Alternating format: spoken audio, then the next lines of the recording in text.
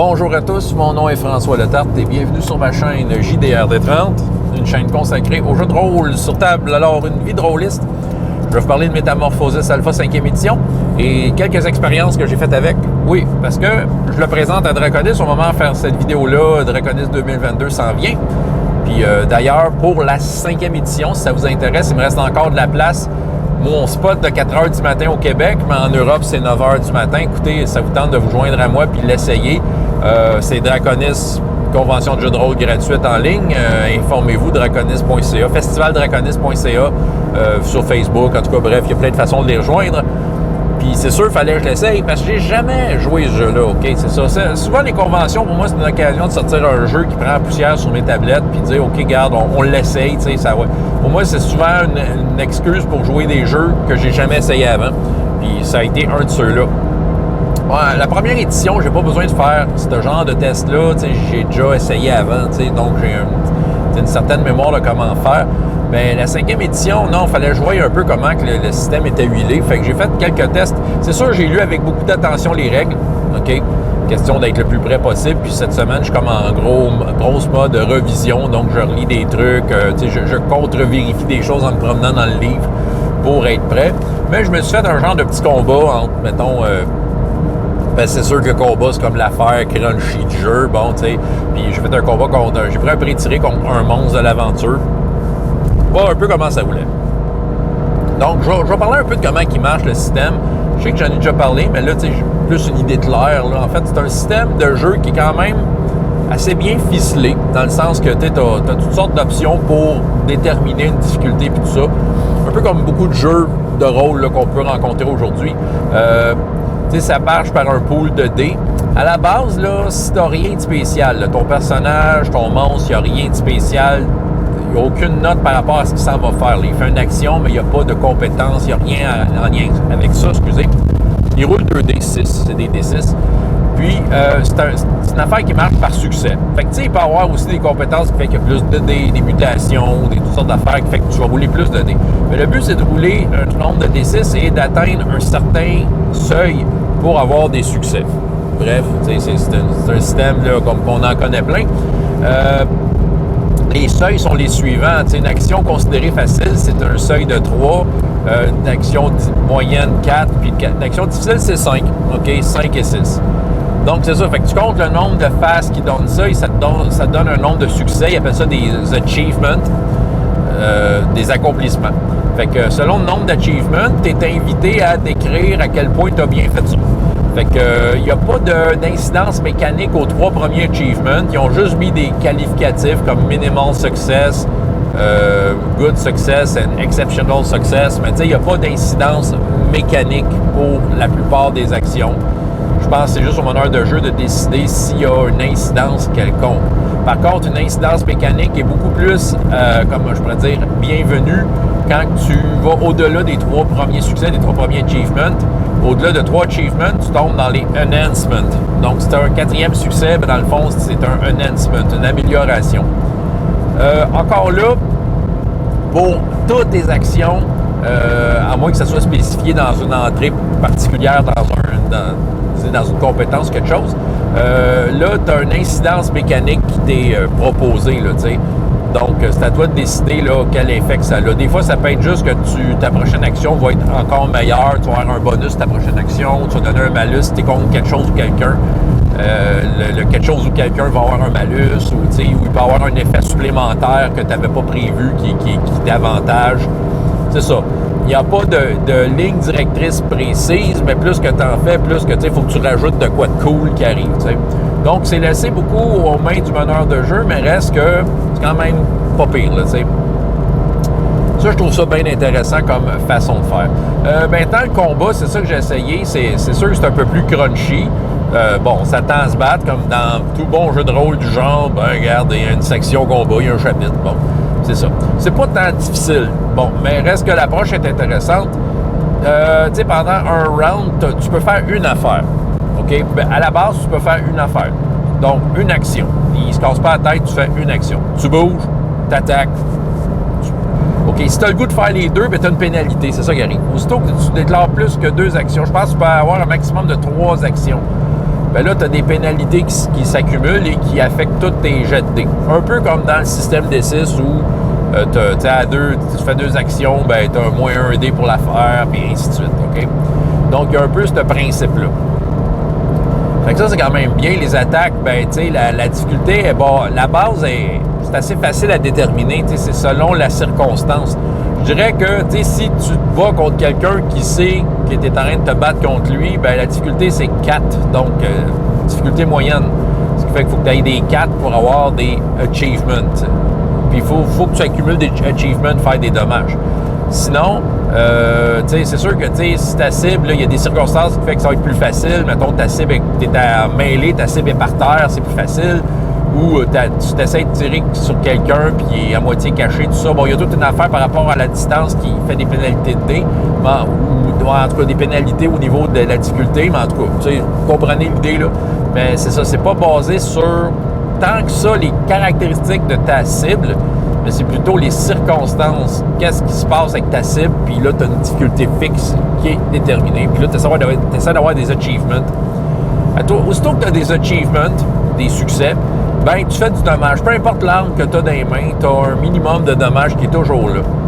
Tu fais au moins des dommages de fatigue. Ouais, parce que là-dedans, là, tu as comme 2 jauges de points de vie. Tu as une jauge fatigue et une jauge blessure. L'auteur de ce jeu de rôle-là nous a servi ça déjà dans Cortex, c'est un peu ce principe-là. Il l'a quand même simplifié dans celui-là. Fait que tu as toujours au moins de la fatigue. Fait que c'est ça qui est intéressant, parce que, tu sais, même si tu blesses pas nécessairement ta cible, mettons que tu roules vraiment des minimums, ben tu finis par l'épuiser, tu sais. Fait qu'il y a toujours cet aspect-là d'épuisement qui rentre en ligne de compte, puis je trouve vraiment intéressant. Je trouve que ça ajoute, en tout cas, une petite considération tactique à la chose. Tu sais, à un moment donné, t'es peut-être pas blessé, mais t'as pas envie d'avoir la langue à terre et d'être une potentielle victime facile. Là, tu te sauves avant. Bon.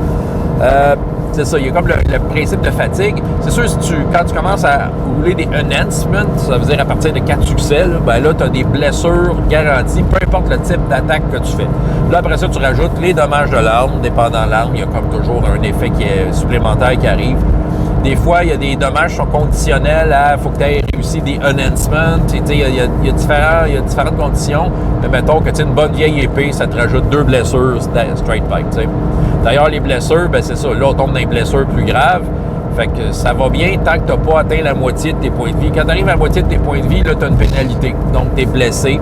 Fait qu'il faut que tu tiennes compte de ça. Tu as une pénalité en permanence. Évidemment, quand une des 2 jauges est à 0, ton bonhomme est hors combat. Puis, dépendant, si c'est une blessure grave, ben là, tu es plus proche de la mort. Tandis que quand tu es l'autre, tu es vraiment sonné, assommé. Puis, OK. C'est ça. En roulant des dés, je me suis aperçu qu'il y avait comme, tu sais, le build-up quand même lent. Tu sais, ça te prend une coupe de coups avant de tuer quelqu'un. T'as quand même un bon nombre de points de vie. Je regarde des personnages, là, par cœur de même, je ne sais pas, mais j'ai l'impression que je vois souvent entre 12 et 15 points de fatigue et des points de wound, de blessure. Fait que, je vois souvent un peu ce mix-là.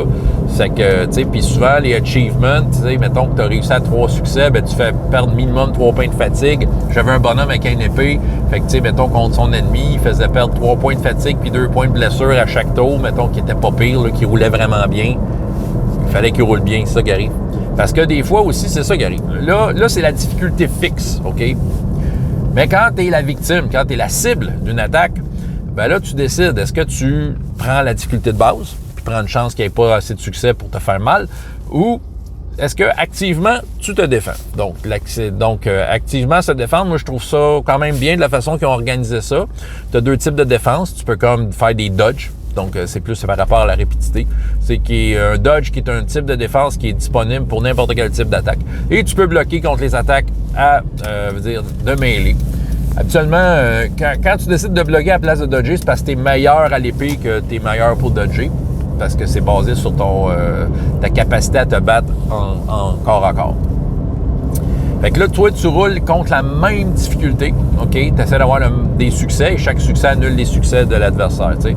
Ben, en fait, la même difficulté, c'est peut-être circonstanciel aussi, là. Il y a le meneur de jeu qui peut déterminer que tu n'as peut-être pas la même difficulté dépendant ci pis ça, là. Mais en gros, tu essaies aussi d'avoir de ton côté des succès pour juste effacer les succès de l'autre, donc diminuer l'impact de ce qui t'arrive. Ce qui est pas pire là-dedans, c'est que si tu déclares que tu tu utilises une forme de défense, soit dodger, soit attaque de mêlée, là, bloquer, c'est valide pour toutes les attaques que tu vas avoir jusqu'à ton prochain tour. Ça veut dire que c'est comme une action, OK? Ça compte comme une action, cette affaire-là, mais tu vas rouler contre chacune, tu vas te défendre contre tout le monde. Autrement dit, t'as pas à rouler, t'as pas à dépenser une action pour chaque fois que tu te défends. Donc, ça s'accumule pas au niveau des pénalités. Justement, comment il a géré ça? C'est ça que je trouve bien. Parce que, tu sais, déjà, le système D6, peut-être faire un croche là-dessus, là, parce qu'il y a une similarité. Mais le système D6, il n'y avait pas au niveau de bloquer les attaques, tu sais, les défenses que je trouvais qui n'étaient pas claires quand tu faisais une attaque, quand tu te défendais réactivement. Je trouve qu'il y a peut-être de quoi à considérer ici, si je reviens au système D6, peut-être inspiré de cette version-là de Metamorphosis Alpha. C'est-à-dire que dans le fond, tu n'as pas la pénalité. Je veux dire, tu bloques. Donc, OK, attends un peu, j'essaie de me mettre à la bonne place, là. OK, tu décides de te défendre. Tu n'as rien fait de ton tour, là, quelqu'un te saute dessus. OK, je bloque. Parfait. Tu roules toutes tes dés. OK? Mais c'est ça. Sauf que ça compte comme une action pour ton prochain tour. Ça veut dire qu'il faut que tu prennes compte, tu peux prendre des tokens pour dire, OK, j'ai déjà dépensé une action de mon prochain tour. Ça veut dire que si tu as envie d'attaquer à ton tour, à ton prochain tour, ben là, tu as déjà une pénalité, donc tu vas perdre un dé pour faire ça. Donc, c'est ça qui arrive. Tu sais, se défendre, ça peut être quand même assez efficace, mais c'est un passez-y bien, parce que tu vas être moins efficace pour faire quoi que ce soit d'autre si tu as envie de faire quoi que ce soit d'autre le tour d'après. En tout cas, moi, je trouve ça quand même pas pire. Ça a de l'air crunchy, là, de même, là, c'est sûr, quand on le dit de même un peu dans les airs, là, ça a de l'air bien crunchy à patente, là, mais dans les faits, ça ne l'est pas du tout. C'est quand même assez facile à gérer. Je pense qu'il a réussi quand même à garder une certaine simplicité à Metamorphosis Alpha. OK, fait que là, j'ai parlé un peu des combats. Écoute, peut-être ça va faire l'objet d'une critique que je ferai quand j'aurai le temps de ce jeu-là.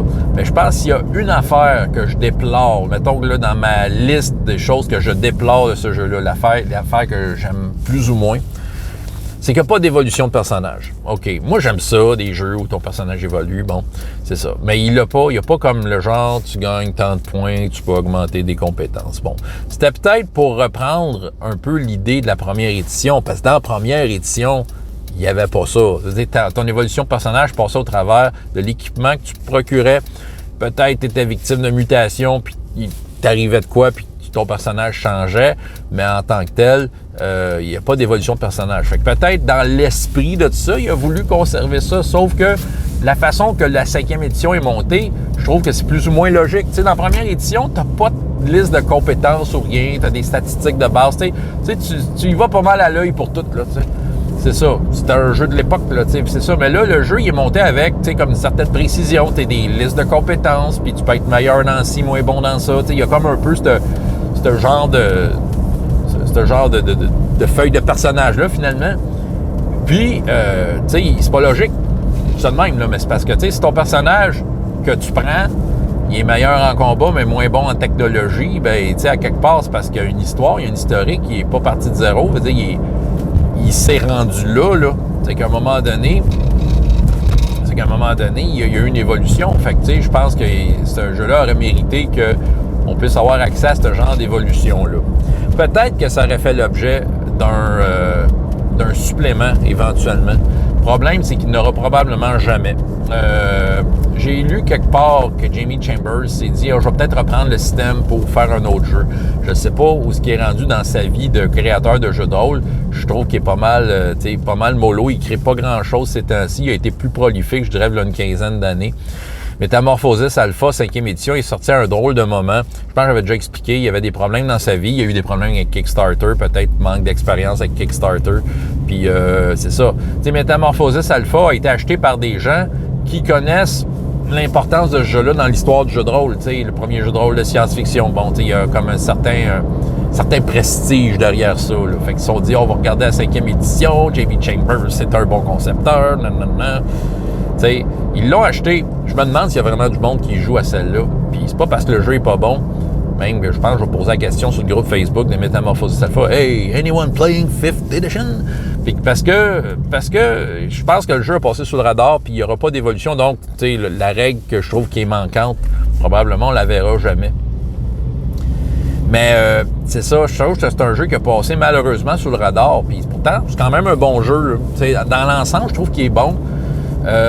C'est sûr que les gens qui trippent Metamorphosis Alpha, qui disent « OK, on veut ce jeu de science-fiction-là avec ce setting-là », moi, j'ai l'impression qu'ils se regroupent plus autour de la première édition juste pour le cachet de la chose. Parce que les éditions, après, c'est des systèmes de jeux de rôle quelconques, tu sais. Veut dire, tant qu'à ça, veut dire, si tu veux jouer du Metamorphosis Alpha, c'est facile de prendre le setting et prendre le jeu de science-fiction qui te plaît, là. Mettre ça sur Cypher System, Savage World, Starfinder, tu pourrais, là. Parce que, tu sais, veut dire, l'idée de base est là, puis toutes ces règles-là que je vous ai nommées auraient ce qu'il faut pour faire des mutants. La Metamorphosis Alpha 5e édition aussi, c'est sûr que ceux qui prisent l'expérience Metamorphosis Alpha, la première édition, c'est un jeu qui est complètement débalancé. Je pense qu'il y a un peu le trip de ça là, en arrière là, pour vivre cette expérience-là. Tandis que 5e édition, ben, t'as plus un souci de balance de jeu. T'sais. Tout est dans un même corridor. Fait que tu rencontres un mutant bizarre, t'as plus de chances de survivre dans 5e édition que dans la première édition. T'sais. Première édition, il risque de te blaster d'un coup. Là, ça fait partie du jeu. Le jeu, il y a comme ça, là, ce taux de mortalité-là. Je dis pas qu'il n'est pas mortel, tu peux envoyer des affaires super fortes qui vont vraiment arracher les bras de ton personnage en 5e édition. Mais je trouve qu'il y a comme de quoi d'un peu un peu adouci dans 5e édition. Ce qui te permet des choses, par exemple. Ceux qui aiment ça, faire des backgrounds de personnages, ben là, ça vaut à peine parce que ton personnage risque pas nécessairement de mourir rapidement. Là, il va peut-être avoir une évolution. Fait que tu files pour faire un background, une histoire intéressante avant de jouer. T'sais. J'ai été le roi d'une nation et mes parents ont été tués par des orques et tout ça. Là, t'as le droit. T'as le droit parce que le jeu, ton personnage il va vivre un peu plus longtemps. Donc, il y a un peu cet aspect-là. En gros, c'est un bon jeu.